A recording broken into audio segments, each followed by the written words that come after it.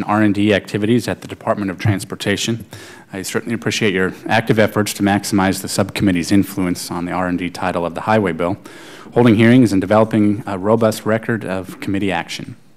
I hope through this markup and a markup at full committee we can arrive at a product we can all support and eventually incorporate into the Highway Bill as it moves forward. However, as it stands right now, I have significant concerns with the bill, which I hope we can address either today at subcommittee or later at full committee. Generally, these concerns fall into three categories. First, spending.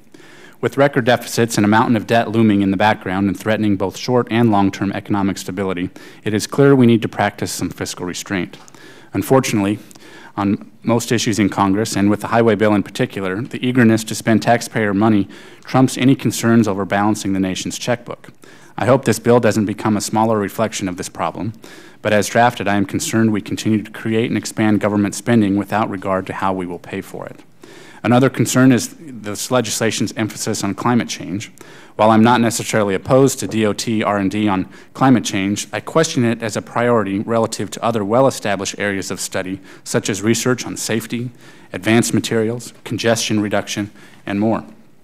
Further, I want to ensure any research on emissions reduction strategies, quote unquote, which clearly has significant policy and regulatory implications, fully considers not only the potential reductions in CO2 emissions, but also the trade-offs associated with the so-called strategies to reduce such emissions, such as the economic burdens on businesses and consumers.